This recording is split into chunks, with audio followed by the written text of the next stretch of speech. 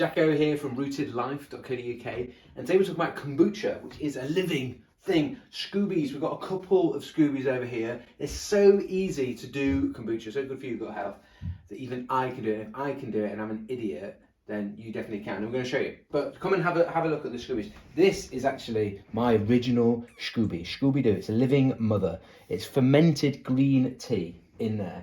This is mummy Scooby. This is baby Scooby, but this is actually my mum's Scooby, because I took some of my Scooby off my Scooby and gave it to my mummy Scooby, and my mummy Scooby then grew and big Scooby. So come and have a look at this. Get your nozzle down there. It is a beast, and that starts as a tiny weeny little teeny thing.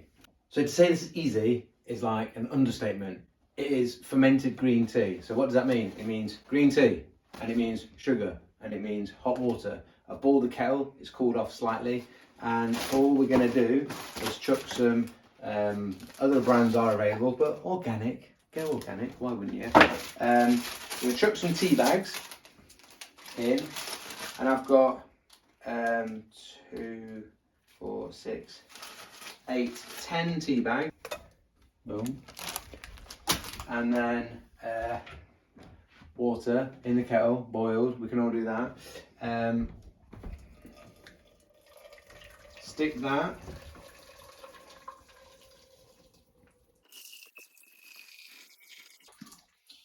So that was about 1.5 litres with our 10 bags. And then sugar, just normal cane sugar. You'll be looking at about 200 grams for 10 tea bags in 1.5 litres, roughly. And so rough. Now, what should you do? You should weigh it out. Well, if you can't be arsed like me, this is how easy it is, then you just roughly go, what's 200 grams of sugar feel like? I don't know. I've poured it in, but once you've weighed 200 grams of sugar, you know what it looks like. So it looks something. There you go, like that. Who knows? But roughly. Anyway, have a little look ski in. You can see it. Then what we're going to do is stay close. We're going to stir it in. We're going to stir it in. And the sugar is going to dissolve. And then we're just going to let the green tea brew. And then that's obviously just sugary green tea. A bit like your Lipton Ice. Is it Lipton Ice tea? Is that right? Yeah, Lipton Ice tea. But your Lipton Ice tea doesn't have the mother. So then we're going to let this cool down. Your sugary green tea mix, which was green tea and sugar and hot water.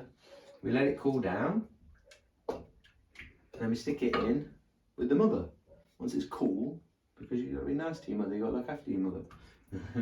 And then you want to keep the mother and the brew in the jar, not with the lid on closed, with just like a thin something over the top, just so that it can breathe, and out of direct sunlight and just at normal room temperature. Okay, that's key things to look after your mother and your brew. But then you just leave it for about 2 weeks. You can test it after a week or so, but about 2 weeks, see what the taste is like, see what the fizz is like. Then you pull it out. You'll see us doing that when we pull it out for its second ferment, and you can enjoy it from the bottle that you're going to brew it out from, rather than from the actual tap of the thing. So we're not going to drink from the udder. It's going to have its second ferment, and that's where you get to put some additional flavours in. So we'll let that cool down for a few minutes before adding it in to the mother. So once you've left it for about 2 weeks, you can test it throughout to get a bit of a taste of how sweetness of it, has the sugar actually been fermented, or how fizzy is it. If you leave it too long, I've left it for about 6 weeks before, not on purpose, and it was like cider vinegar thing, and you're going to get drunk. But we need to then drain it off. This is the continuous method. If you have it in a big vessel like this, we just drain it off. These are about 20 odd quid or 30, 40, the bigger ones, maybe like 50 quid off of Amazon. Drain it off, and then you drink from your bottle, and it's fermenting. There's like we'd call this like a second ferment, and I'll show you in here. If you look, Come a little closer. I've got some ginger in here, so you can flavour with anything you want. I've got some ginger in here, and then I don't know if you can see, there's actually a little scooby growing in there himself. So then you stick your top on that, and then you leave that on the side. You don't drink from that. You drink from this in the morning, just a little shot in the morning, and you flavour that with whatever you want. Just do maybe make sure that you just check that it's not too fizzy and like you might need to burp it. Your scooby fermenting just wants to have like a little Jacko cheapo version. Mummy version is obviously a nice bean, but it wants to be able to air. You don't want it to be sealed off because it is fermenting, and therefore you're going to get some gas. So we are draining first, and this is called the continuous method. And now we're going to fill this up with what we are going to actually, the new brew, and that goes in there. You don't want to leave the scooby too empty for too long, so we're just going to do that nice and quickly. Goes in. We're then leaving that. Nothing to do for 2 weeks. Drink your stuff that you poured off. Jobs are good. Yeah, that's the tea bags. Do take the tea bags out. Someone will ask. Right.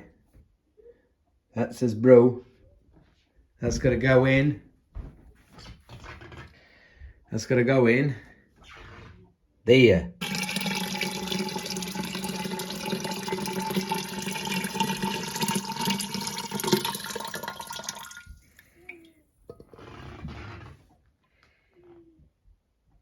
That's then there for its second ferment. Can we start drinking tomorrow or whatever? You can put some bits and pieces in that to flavour it.